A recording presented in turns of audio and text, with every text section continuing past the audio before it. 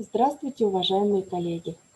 Сегодня на вебинаре мы поговорим о дистанционных формах работы с родителями воспитанников дошкольно-образовательной организации.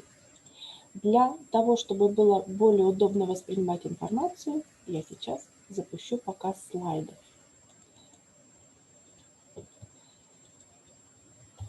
Организация дистанционной работы с семьями воспитанников дошкольно-образовательной организации регламентирована федеральными государственными образовательными стандартами дошкольного образования.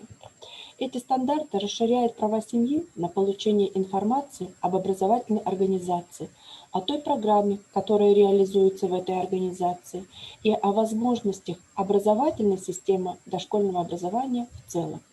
В связи с этим появляются дополнительные формы взаимодействия с семьями воспитанников. Термин взаимодействия предполагает обмен мыслями, чувствами, переживаниями, общение, в общем, общение. Цель взаимодействия – установить партнерские и уважительные отношения всех участников педагогического процесса и приобщить родителей к жизни в образовательной организации. Вопросы повышения эффективности взаимодействия родителей и педагогов детского сада, вовлечение родительской общественности, вопросы повышения качества дошкольного образования, организация эффективного взаимодействия с семьями воспитанников является сейчас актуальной задачей всего дошкольного образования. Работа с родителями воспитанников подразделяется на несколько направлений. Это индивидуально ориентированное направление. Прежде всего это беседы, консультирование, совместные занятия педагога, ребенка и родителя. Есть направления, которые ориентированы на интересы родителей и детей. Это могут быть совместные прогулки или экскурсии, организация ролевых либо дидактических игр, проведение открытых мероприятий, открытых занятий, утренников, развлечений и так далее. Есть деятельность в детском саду, которая регламентируется определенными нормативно-правовыми актами. Это, например, родительские собрания.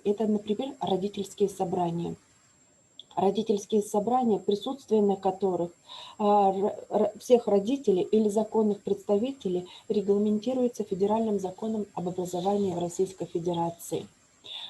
Все родители обязаны присутствовать на родительских собраниях, но мы с вами прекрасно знаем, что далеко не все родители посещают эти родительские собрания, но информация, та, которая дается на этом собрании, должна быть доведена до сведения всех родителей, даже тех, которые на собрании не присутствовали.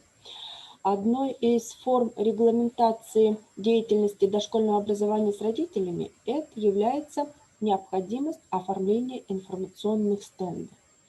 Информационные стенды должны содержать информацию о том, какая программа реализуется в детском саду, кто работает непосредственно с ребенком в группе, режим дня, расписание непосредственно образовательной деятельности, какие-то рекомендации по работе, по тому, как ребенка воспитывать, чему ему обучать, обязательно должны присутствовать на информационных стендах. В последнее время очень широко стали распространены различные интернет-сервисы, в которых родители очень активно принимают участие. Это, например, закрытые или открытые группы в различных социальных сетях. Но я хочу сказать, что кроме групп в социальных сетях есть еще одна форма интернет-сотрудничества. Это официальный сайт детского дошкольного учреждения. На официальном сайте располагается вся информация, которая вообще касается деятельности детского сада. На нем отражена такая информация, как устав, лицензия, правила приема и перевода воспитанников, список педагогических работников, которые осуществляют непосредственную деятельность с детьми, расписание работы детского сада, объявления по текущим вопросам, отчеты о жизни детского сада, а также консультативная помощь родителям по вопросам обучения и воспитания детей дошкольного возраста.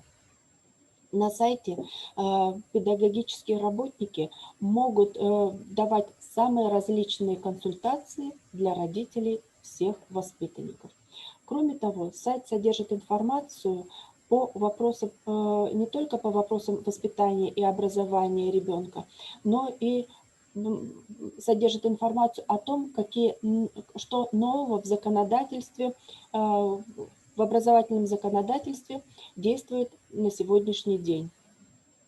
Обновляемая информация на сайте привлекает к саду повышенное внимание родителей, способствует созданию открытого пространства взаимодействия как педагогических работников, так и родителей. А сегодня мы с вами поговорим о том, как же организуются социальные сети. В большинстве детских садов организационные цели достигаются с помощью социальных сетей, то есть групп в различных социальных сетях, где воспитатели организуют родительское сообщество. В них участники могут обмениваться фото, видео или аудиоматериалами, задавать интересующие вопросы или комментировать какую-то информацию. Воспитатель непосредственно может ознакомить родителей с планами работы, порекомендовать ссылки для самостоятельного изучения той или иной темы, информировать о предстоящих мероприятиях. Это могут быть праздники, конкурсы, проведение каких-нибудь акций, семинаров и так далее. Воспитатели в том числе помогают родителям воспитанников, которые по тем или иным причинам не посещают детский сад в решении воспитательно-образовательных задач в соответствии с возрастом и индивидуальными особенностями ребенка, то есть организуют дистанционное образование ребенка. Одной из новых форм стало это, конечно, родительские собрания в режиме видеоконференции. Выше я уже сказала, что родительские собрания обязаны посещать все родители воспитанников. Но, к сожалению, как я уже говорила выше, не все родители этого делают. Дистанционная форма дает возможность более, так сказать, полному охвату родителей. И в режиме записи можно предоставить родителям ту информацию, которая давалась на родительском собрании. Как же организуются эти дистанционные собрания? Дистанционные родительские собрания могут подключаться в режиме видеоконференции, к которой можно подключиться по заранее высланной воспитателем ссылке. Готовясь к дистанционному родительскому собранию, воспитатель заранее предлагает участникам написать все вопросы и суждения по заявленным темам. Ведущий конференции также готовит свои основные вопросы всем участникам и повестку собрания. В определенное время родители подключаются к конференции и принимают участие в родительском собрании онлайн в любом месте, где есть возможность подключиться к сети интернет. Подавляющее большинство родителей пользуются смартфонами и имеют подключение к сети интернет. И проблем, как правило, с подключением к видеоконференции не бывает.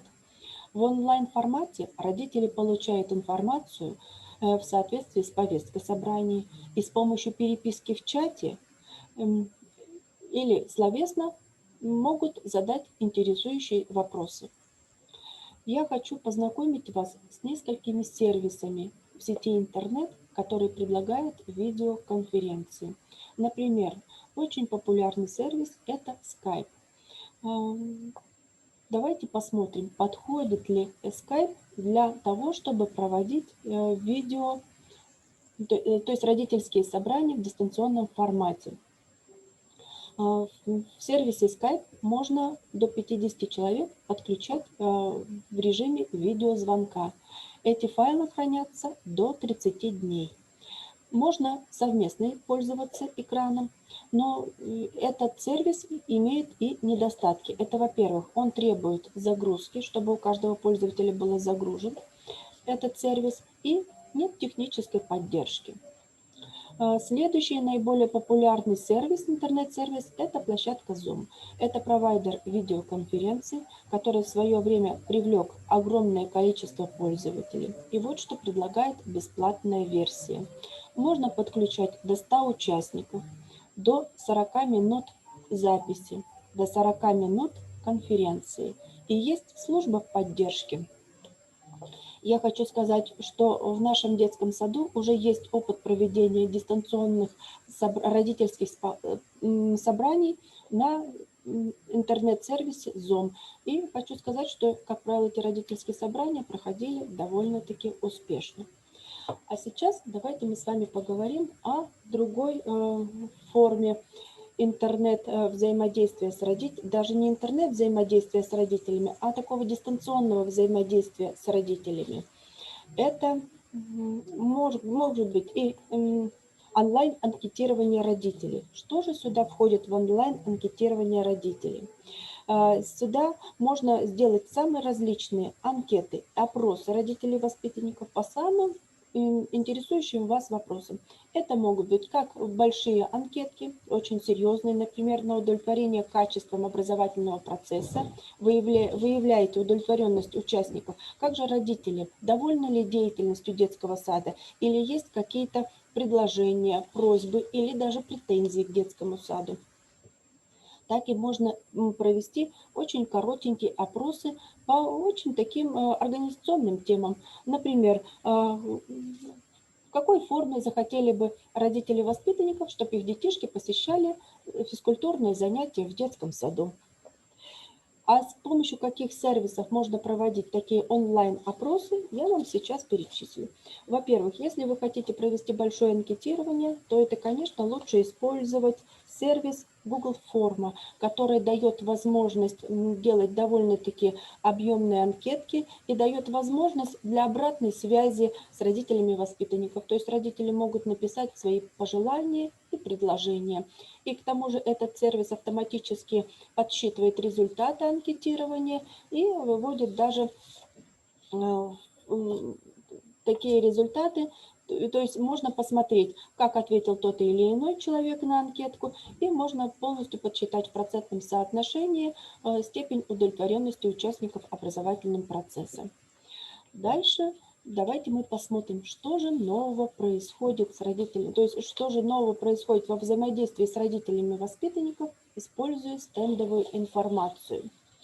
Как я уже сказала, что оформление стендов, оно, конечно же, обязательно должно быть регламентировано законодательными актами, но в том числе ту информацию, которую мы даем родителям воспитанников, она должна быть, во-первых, доступная родителям воспитанников, родители должны иметь возможность быстро очень ознакомиться, но, к сожалению, далеко не все родители точно так же обращают внимание на то, что написано на информационных стендах, и поэтому необходимо для них эту информацию каким-либо образом упростить. А что же можно для этого сделать?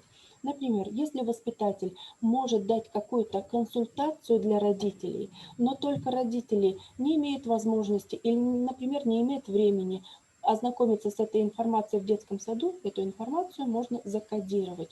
Что же такое с помощью QR-кода? Что же такое QR-код? QR-код – это, в принципе, изобретение японское. Изобретено оно довольно-таки давно, но только у нас оно стало использоваться недавно. И что же такое QR-код? Это код быстрого реагирования. Это тип таких матричных штрихов. И в этот код можно спрятать самую разную информацию, состоящую из символов, цифр или спецсимволов. Закодировать можно все, что вы хотите. Это можно закодировать и адрес сайта, и электронную визитку, и номер телефона, и координаты местоположения, и любую информацию, которую вы хотите предоставить. Если вы хотите, чтобы родители прочитали интересную и познавательную информацию, которую вы подготовили и разместили на официальном сайте, то вместе с объявлением разместите QR-код расположения этой информации. Родители с помощью смартфона и интернета моментально смогут познакомиться с содержанием вашего послания. Как же отсканировать QR-код? Для этого понадобится мобильный телефон, у которого есть видеокамера. Включите камеру на мобильном телефоне или на другом устройстве. Удерживайте так, чтобы QR-код появился в видеоискателе. После того, как код будет распознан, появится соответствующее уведомление. Нажав на уведомление, можно открыть ссылку с той информацией, которая была закодирована. Если камера смартфона не поддерживает такую функцию, то можно сделать следующее. Это, конечно, будет немножечко сложнее, но тем не менее тоже позволит быстро дойти до нужной информации. Возьмите мобильный телефон с камерой, запустите камеру, то есть запустите программу для сканирования QR-кода. Программы можно, вот здесь на слайде показано, где можно взять эти программы. Запустите программу для сканирования, наведите объектив на код и получите информацию. Вот посмотрите, как оказывается легко и просто можно получить информацию с помощью QR-кода. Ну а теперь следующий вопрос. Как же создать QR-код документа? На самом деле создать QR-код довольно-таки просто. Чтобы его сгенерировать, можно просто воспользоваться интернет-сервисом qrcoder.ru. Вот он здесь на слайде у нас представили этот сервис. Вот он. Посмотрите.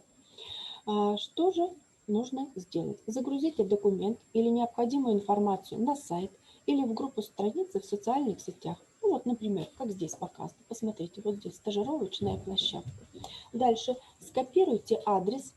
Вот таким образом скопируйте адрес и вставьте этот адрес в окошко для того, чтобы был сгенерирован код. Кликните на кнопку «Создать код», и у вас получится вот такой вот штрих, то есть вот такой вот QR-код. Посмотрите-ка, вот это окошечко. Вы сюда вставляете информацию, внизу кликаете «Создать код» и получаете код. Дальше его можно откопировать и поместить в любую стендовую информацию. Вот посмотрите, здесь на информационных стендах уже приведены примеры, каким образом можно эту информацию использовать. Например, если вы хотите дать информацию о том, что у вас в социальных сетях есть своя группа, то тогда родителю не придется долго искать по ссылке, переходя или вбивая в поисковичок название вашей группы, просто отсканировать код, и все, он уже попал в вашу группу. Или, например, воспитатель подготовила довольно-таки интересную информацию и предлагает воспитателям познакомиться с этой, то есть предлагает родителям познакомиться с этой информацией. Родитель точно так же может кликнуть на этот QR-код, пройти по ссылочке и уже дома в вечернее время в спокойной обстановке познакомиться с этой интересной информацией. Ну что ж, я рассказала совсем немного о том, какие же дистанционные формы в работе с родителями в дошкольных образовательных организациях можно использовать. А сейчас я передаю слово Ивановой Полине Александровне, воспитателю детского сада номер 88 города Сыктывкара. Она вам расскажет о том, как же, более подробно расскажет о том, как организовать онлайн родительское собрание на платформе Zoom. Встречайте.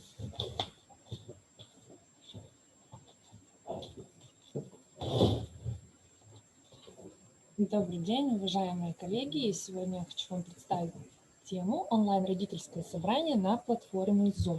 Для того, чтобы провести онлайн-родительское собрание, необходимо для начала познакомиться, что же такое платформа Zoom, что она из себя представляет. Итак, Zoom – это облачный сервис для организации записи видеоконференций, вебинаров и других онлайн-встреч.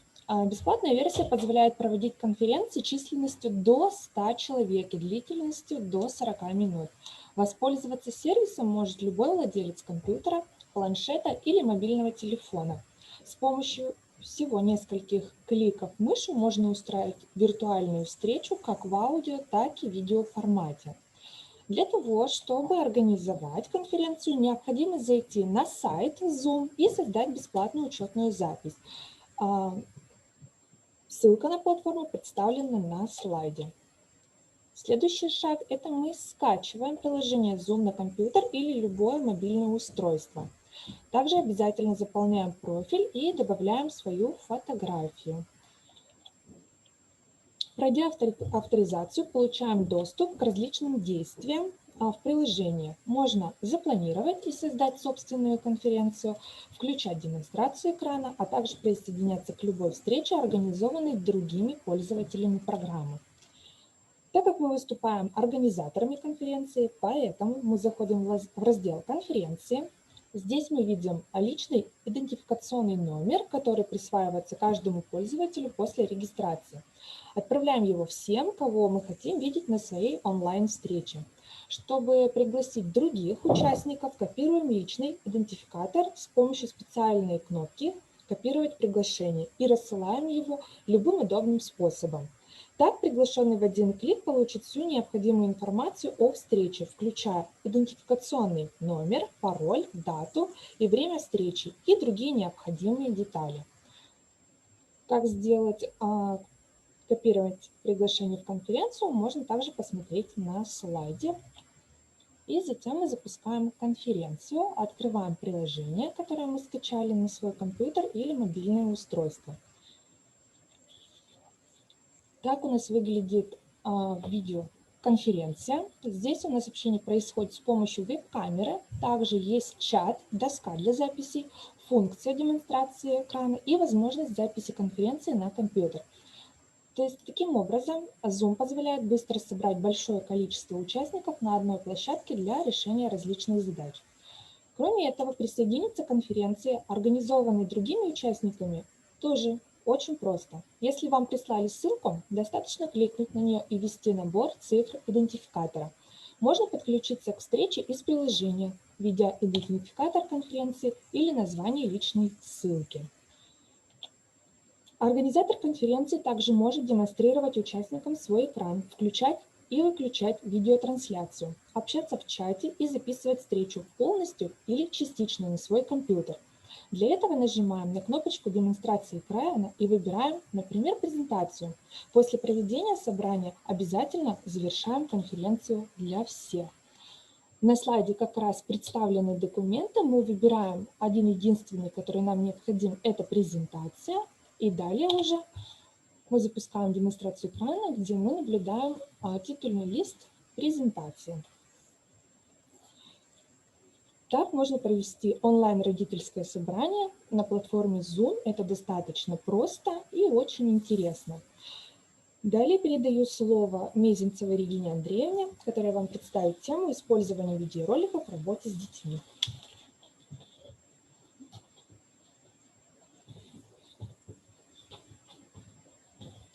Здравствуйте, уважаемые коллеги!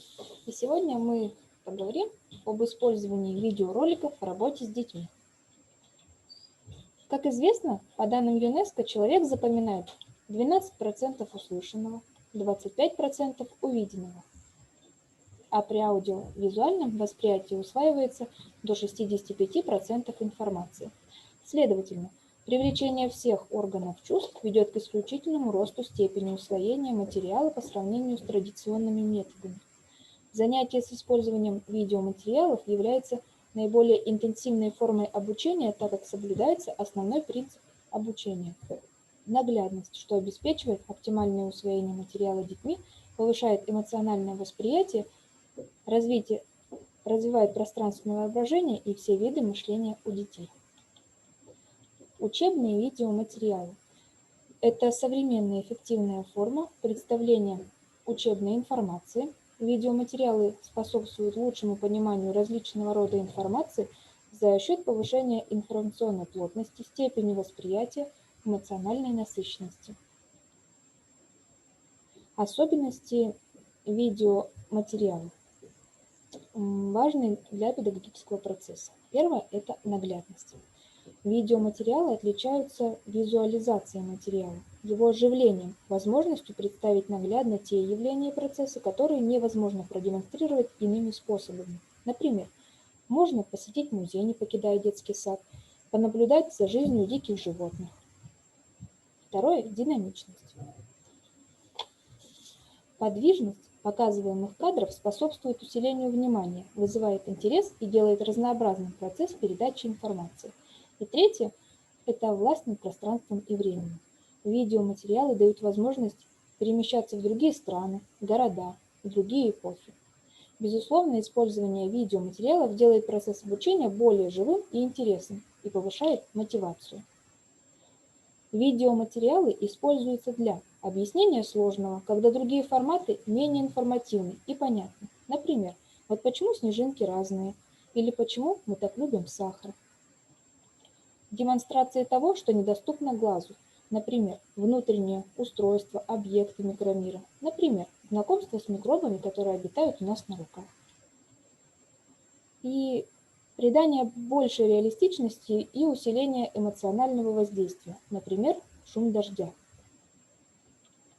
Основные условия, определяющие эффективность использования видеопособий в образовательной деятельности. Используемый на занятиях видеоматериал должен быть понятен, доступен, интересен детям, должен обязательно соответствовать возрастным особенностям дошкольников. Дозированная подача видеоматериала и систематическое применение видеопособий в течение всего года. Классификация видеороликов по цели производства. Информационное видео – это те видеоролики, предоставляющие пользователю полезную информацию. Информационные видеоролики имеют одну очень важную особенность – они рассчитаны на конкретную аудиторию зрителей и носят побудительный характер. Например, использование на занятиях мультфильма об истории создания города Сыктывкар. Второе – это обучающие видео.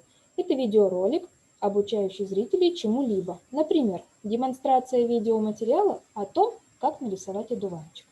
И развлекающие видео. Это видеоролик, который интересно смотреть, вызывает эмоциональный отклик у зрителей, который хочется посмотреть еще раз и с которым хочется поделиться с друзьями.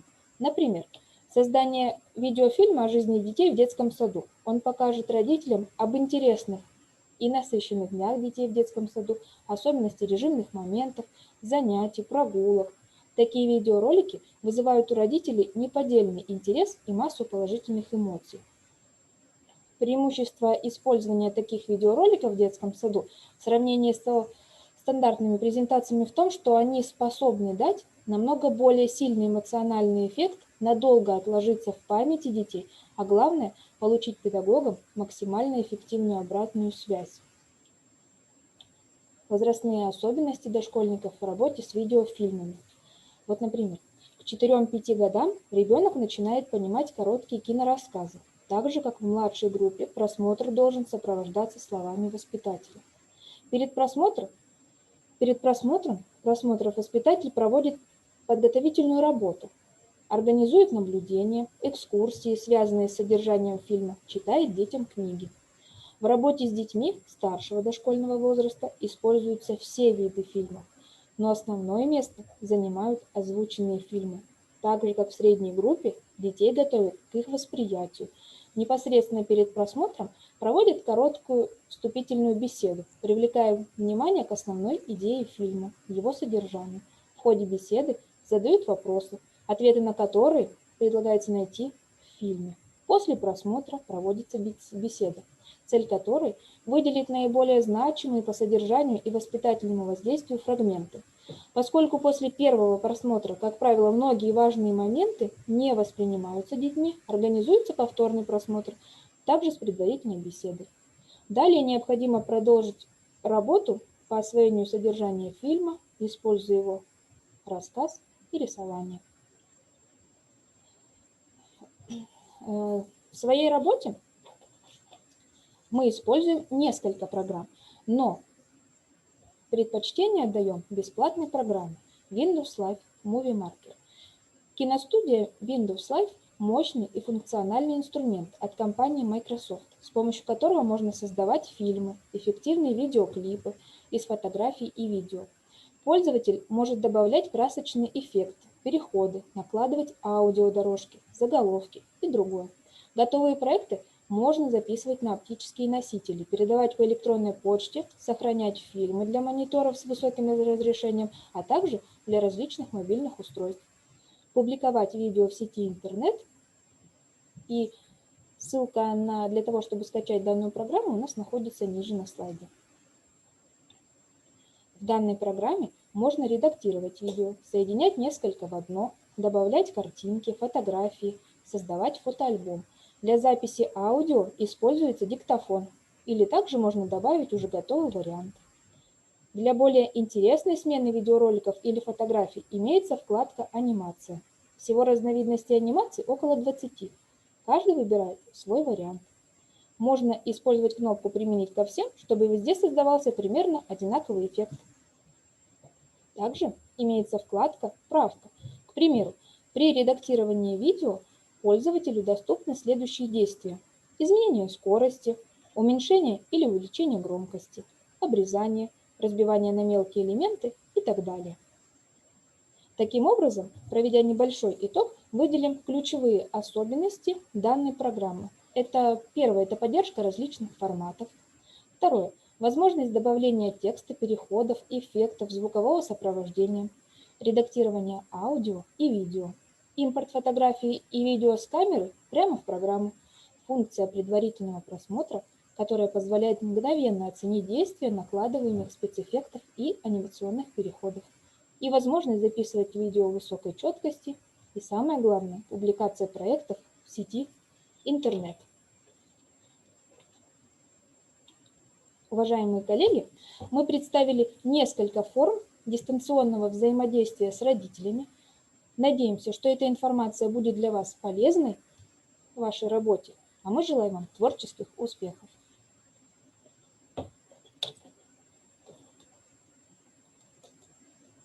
Все.